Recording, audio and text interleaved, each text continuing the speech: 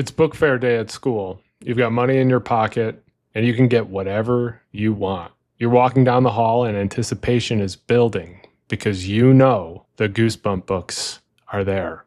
This is an experience that a lot of you had at book fair day. Being excited about the Goosebump books being available, what new ones you're going to get. I remember even fighting to be first to get to the book fair just so I could have my pick of the new Goosebump books. So today we're going to do a deep dive into the Goosebumps series. Let's get spooky.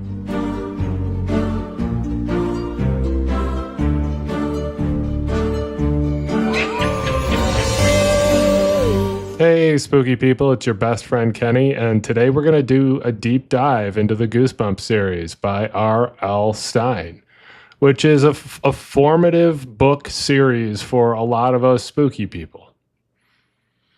Before we get to the video, let's make sure that you are subscribed to this channel, The Spooky Lawyer.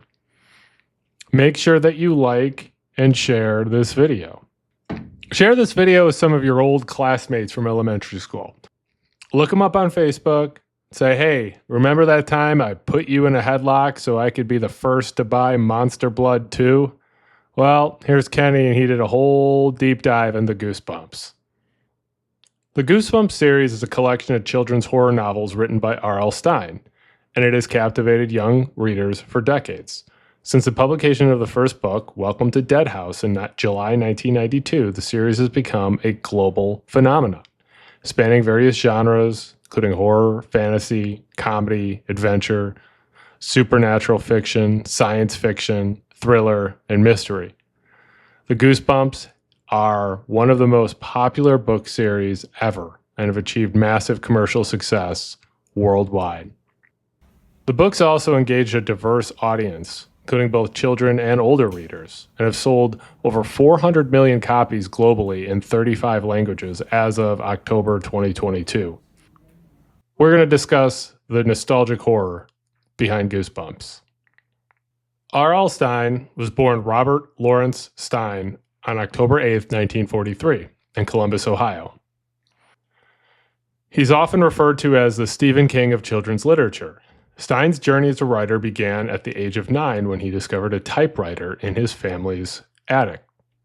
That even sounds like the beginning of a Goosebumps book, like finding a haunted typewriter in the attic.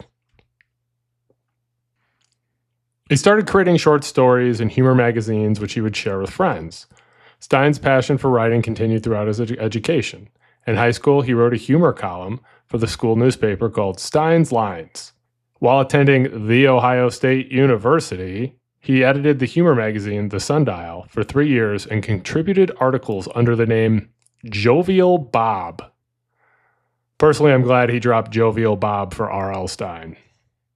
After graduating from Ohio State in 1965 with a Bachelor's of Arts in English, he moved to New York City to pursue his dream of becoming a writer.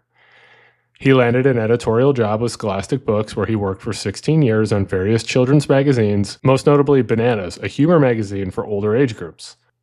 Stine also wrote for the Nickelodeon television show Eureka's Castle. Remember Eureka's Castle? I do. Had like dragons and a princess and knights, and it's pretty standard 1990s fever dream children's programming. Bananas was published by Scholastic Press and ran for 72 issues between 1975 and 1984. Stine served as an editor and was responsible for a significant portion of the writing. The background in humor writing would later prove to be a defining characteristic of his work, including the Goosebumps series. His ability to seamlessly blend humor with horror allowed Stine to create stories that were both spooky and entertaining, while appealing to a wide range of young readers. In 1981, Stine published his first horror novel, Blind Date, which marked a turning point in his career. He then went on to create the popular Fear Street series for young adults before embarking on the iconic Goosebumps series. The first Goosebumps book, Welcome to Dead House, was published in July 1992, marking the beginning of a series that would redefine children's horror fiction and, honestly, children's literature. The original series comprised of 62 books, concluding with Monsters, Blood, Monster Blood 4 in December 1997. The popularity of the series led to numerous spin-offs, including Goosebumps Series 2000, Give Yourself Goosebumps, Tales to Give You Goosebumps, Goosebumps Triple Header, Goosebumps Horrorland, and Goosebumps Slappy World. Additionally, there was a series called Goosebumps Gold that was never released. In total, the Goosebumps franchise includes over 240 books. Between 2008 and 2011, the first 22 books of the original series were republished with new covers and bonus materials. The success of Goosebumps can be attributed to several factors, including its dark sense of humor, relatable characters, and fast-paced plots with unexpected twists. Stine's novels mix horror with comedy in an age-appropriate manner. The books tapped into children's fascination with the strange and supernatural, offering a safe and controlled way to experience fear and exciting. Safe fear. The safe fear aspect of Goosebumps is a key element in its appeal. By avoiding real-world dangers and focusing on fantastical creatures and situations, Stine created stories that allowed children to explore their fears and anxieties in a controlled environment, knowing that the stories would always have a reassuring ending. This is similar to the Scary Stories to Tell in the Dark series. The original Goosebumps books featured iconic cover art by artist Tim Jacobus and the instantly recognizable spooky font of the titles, which contained raised bumps. Get it? Goosebumps? R.L. Stine had a very specific writing process. It was characterized by efficiency and meticulous planning. He describes himself as a machine when it comes to writing, following a structured routine to produce a high volume of work. Stine typically begins his day by sitting down at his computer and writing 2,000 words, a practice he maintains 5 to 6 days a week. He is known to complete Goosebumps stories extremely quickly, some of which were written in only 6 days. Before diving into the writing process, Stine meticulously outlines his novels, creating detailed roadmaps for each story. He emphasizes the importance of outlining as a way to prevent writer's block and ensures a smooth writing process. Stine often works backwards, starting with the title of the book and then developing the story around it. He also creates cheat sheets for each character, outlining their characteristics to maintain consistency throughout the story.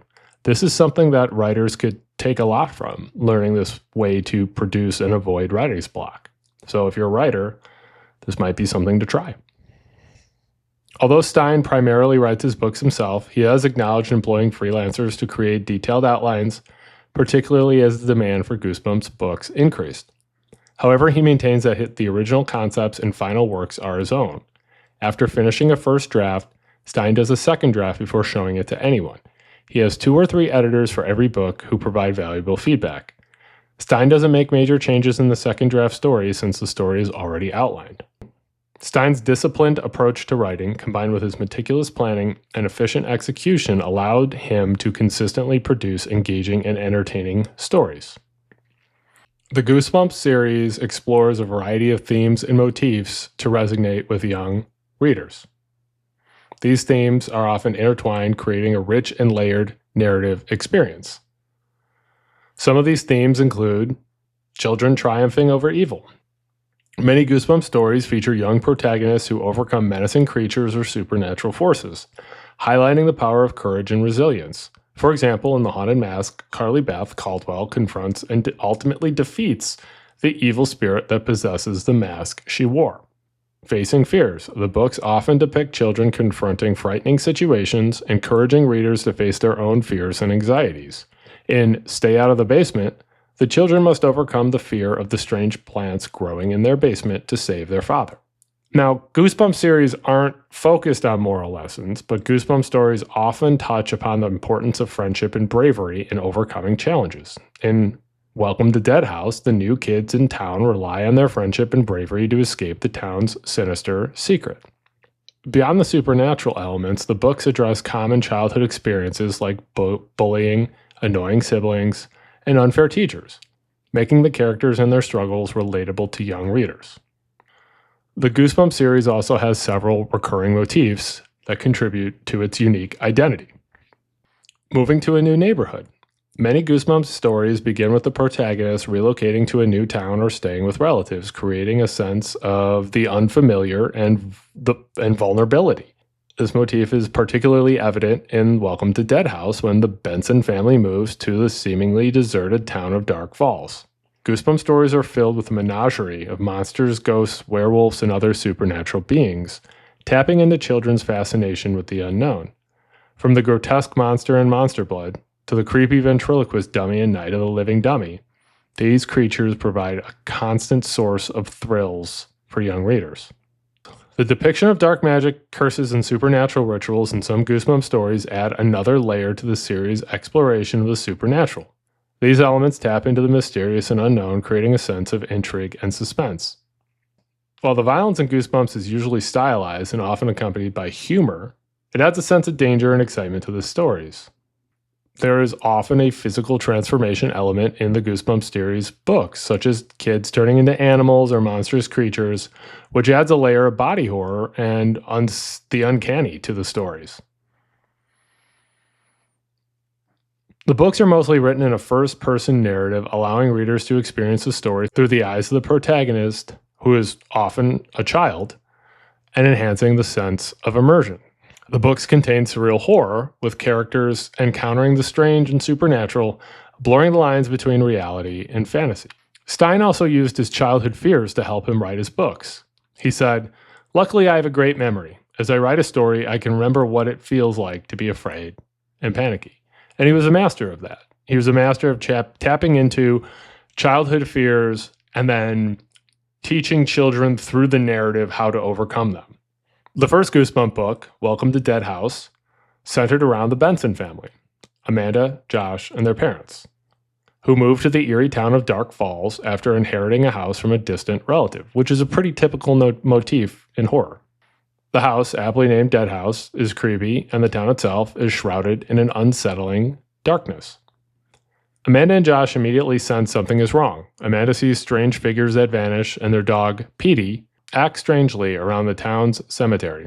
They try to warn their parents, but their concerns are dismissed. The siblings befriend some local kids who seem normal at first. However, they soon discover a terrifying secret. The friendly children are actually the undead. A long ago industrial accident released a gas that killed everyone in town, turning them into living corpses. The town's residents need to feed on the living to survive. Every year, a new family is lured to Dark Falls to become their victims. The darkness that pervades the town is essential because light is fatal to the undead. One of the undead children reveals the truth to Amanda and tries to kill her, but Josh saves her by shining his flashlight, causing the boy to disintegrate. The Bensons escape Dead House and flee Dark Falls, only to see another unsuspecting family arriving as they leave. Monster Blood. Monster Blood was one of the flagship stories in the series, and there were 4 of them, and the series ended on Monster Blood 4. However, in the first Monster Blood, Evan Ross was spending the summer with his great-aunt Catherine in the city of Atlanta, Georgia.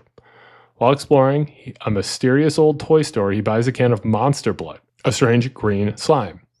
At first, Monster Blood seems like harmless fun. It's gooey and weird, and Evan likes it. Even his dog, Trigger, seems to like it. But Evan soon realizes that Monster Blood has a disturbing quality. It keeps growing and growing. The ever-expanding Monster Blood starts to take over Aunt Catherine's house, oozing everywhere and causing chaos. Things get crazier when Trigger eats some of the slime and grows to an enormous size. Evan's bully cousin, Conan, steals the Monster Blood, leading to a struggle to get it back before it consumes everything. In the end, Evan manages to get rid of the Monster Blood by throwing it down an old well. But as he leaves town, he notices that some of the slime has splattered on the car, leaving the possibility that the monster goo might return. And oh boy, does it. The Haunted Mask. Carly Beth Caldwell was a timid girl who was easily frightened and often the target of pranks. She decided to get revenge on her tormentors by buying the scariest Halloween mask she could find. She finds an old, creepy costume shop and discovers a hidden back room with actually terrifying masks. The shopkeeper reluctantly sells her one that seems particularly menacing. Carly Beth pulls on the mask and instantly feels a strange power surge through her. The mask is incredibly realistic and frightening, and it gives her a newfound confidence and aggression. She successfully scares her brothers and some bullies, but soon realizes something is terribly wrong. The mask won't come off. It feels like it's melting into her skin, and she's starting to think and act like a real monster. Her voice changes. She develops an insatiable hunger, and she can't control her anger. Desperate to remove the mask, Carly Beth seeks help from her friend Steve and her parents. They try everything they can think of, but the mask remains stuck. Carly Beth is terrified that she's becoming the monster permanently. Finally, Carly Beth remembers that kindness and compassion are the opposite of the mask's evil nature. She forces herself to think good thoughts and perform acts of kindness. Eventually, the mask weakens and falls off. Relieved, Carly Beth vows never to wear a mask again. But as she throws the mask away, she notices another mask in the trash staring back at her. Unfortunately, as with most things, a legal battle led to problems and the decline of the first iteration of the Goosebumps series. This was the legal battle between R.L. Stine and his publisher, Scholastic. In 1992, Stine and his wife, Jane, founder of the development agency Parachute Press, signed a contract with Scholastic. Despite the initial success, the relationship between Stine and Scholastic began to show cracks. As the series gained momentum, Scholastic began to exert more influence over its direction. Stine, who valued his creative freedom, felt increasingly constrained by the publisher's demands. The tension is evident in Stine's later comments about the unauthorized changes made to his books, where he emphasized that he had never altered a single word from the original Goosebumps manuscripts. Stine felt very strongly about maintaining his artistic vision for the series. The immense popularity of Goosebumps led to lucrative merchandising and licensing opportunities. However, financial disputes arose over the division of profits and control over the ancillary rights. These disputes involved various merchandise tie-ins, business deals, which caused frictions between Scholastic and Parachute Press. Adding to the complexities of the dispute, the iconic Goosebumps logo, which was designed by Scholastic employee Holly Rubin, became a point of contention.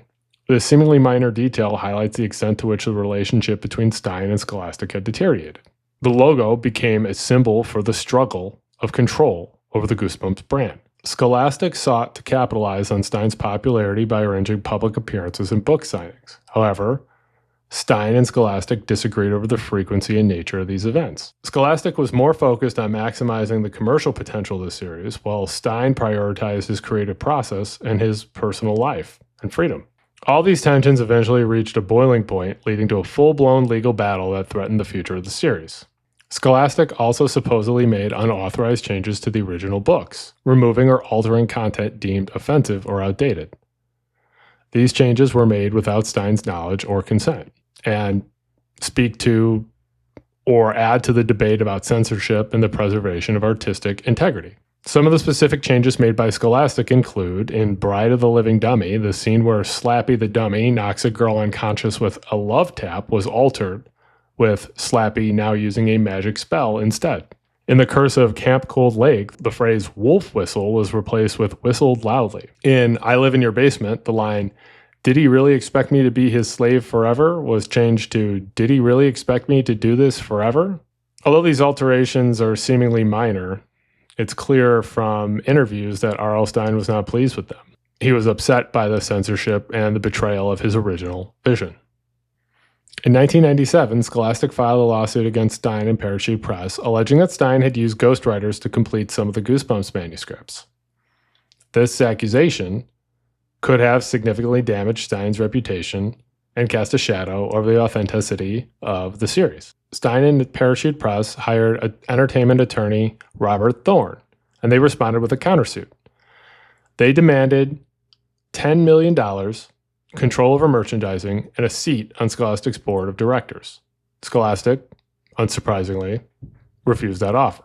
The legal battle lasted for years. Thorne, Stine's attorney, was known for aggressive legal tactics, and he employed a hardball strategy, pushing for a settlement that would give Parachute Press significant control over the Goosebumps franchise. However, Scholastic was unwilling to get rid of its control over such a valuable property. The conflict took a toll on the Goosebumps franchise, as business deals and merchandise tie-ins fell through, and even the planned movie adaptation for the series collapsed. In 2003, after nearly 6 years of legal fighting, Scholastic and Parachute Press reached a settlement. Scholastic acquired the Goosebumps trademark and all rights to the series for $9.65 million. This agreement gave Scholastic complete control over the franchise and allowed them to exploit it on a worldwide basis in all media. Although the settlement brought an end to the legal battle, it also marked a significant shift in the power dynamic between Stine and Scholastic. Stine, despite being the creator of Goosebumps, lost control over his creation, which for a creator is heartbreaking. The conflict also had a lasting impact on the Goosebumps series. Sales, which had already begun to decline in the late 1990s, continued to dwindle. In 1996, the book series accounted for almost 15% of Scholastic's annual revenue. However, following the decline in sales the next year, Scholastic sales dropped by 40%. The series also lost some of its momentum, and the once ubiquitous Goosebumps merchandise became less prevalent. The legal battle and surrounding controversies tarnished the brand's image, and the series struggled to regain its former glory. However, despite these challenges, Goosebumps remained a popular brand, particularly among millennials, and Scholastic continued to publish new titles and spin-offs. The series also found new life in other media, with a successful film adaptation in 2015 and a television series in 2023. These adaptations helped to reintroduce Goosebumps to a new generation of readers and viewers, demonstrating the enduring appeal of Stine's spooky stories. Goosebumps' original television series started in 1995 and ran through 1998. It was produced in Canada by Scholastic Productions and Protocol Entertainment, and aired in the United States on the Fox network. The show adapted many popular stories in the book series, bringing to life iconic tales like The Haunted Mask, Night of the Living Dummy 2, and Say Cheese and Die. The series was presented in an anthology series format with standalone episodes or two-part stories. The series was filmed primarily in Ontario, Canada, utilizing existing houses and historic properties to create the eerie atmosphere. It relied heavily on practical effects and animatronics, contributing to the show's distinctive charm, and is why it holds up now, not so much CGI. The series often broke the fourth wall, with R.L. Stine himself introducing episodes or appearing in brief cameos. The series ran for 4 seasons. In 2015, a Goosebumps movie was released, taking a different approach to adapting the source material. This film starred Jack Black as the fictionalized version of R.L. Stine and saw monsters from the books escaping into the real world, forcing Stine and a group of teenagers to capture them. The film incorporated elements of the author's real life and writing process into the story, creating a meta-narrative. The film was a commercial success and spawned a sequel, Goosebumps 2: Haunted Halloween, in 2018. The latest adaptation of Goosebumps is a television series that premiered on Disney Plus and Hulu in 2023. This series returns to the anthology format of the original show, but with updated storytelling and visual effects. While it stays true to the original spirit of the books, it has a more modernized tone and incorporates contemporary themes and sensibilities. It targets a slightly older audience with more mature themes and scarier moments. And while it maintains an anthology structure, the series includes overarching storylines and recurring characters, adding to the depth and complexity of the lore. The new series demonstrates the enduring appeal of the Goosebumps franchise and its ability to adapt and evolve for a new generation of viewers. The Goosebumps series had an incredible effect on popular culture and changed the landscape of children's horror fiction. It also created a generation of people who love spooky things like you and me. I can say that Goosebumps is, again, one of the formative spooky experiences of my life and was an introduction to horror, which, also this and Scary Stories to Tell in the Dark series led to me reading more Stephen King and other types of horror, being interested in horror movies, and, ultimately becoming the spooky lawyer. As I think of the Goosebumps series, I am filled with nostalgia and good feelings, despite the fact that it is a horror series or a children's horror series. And I imagine, and I hope, a lot of you have similar memories and feelings towards these books. Make sure you are subscribed to this channel, The Spooky Lawyer. Make sure that you like and share this video. Go ahead and follow me on Blue Sky and TikTok. My username is AKBrews. Follow me on Twitter. My username is AKBrews there as well. If there is a spooky story or some other type of spooky content you would like me to research and do a video on, send me an email, thespookyLawyer@gmail.com. I appreciate you supporting me. I appreciate you watching my videos. And again, as always, please stay spooky.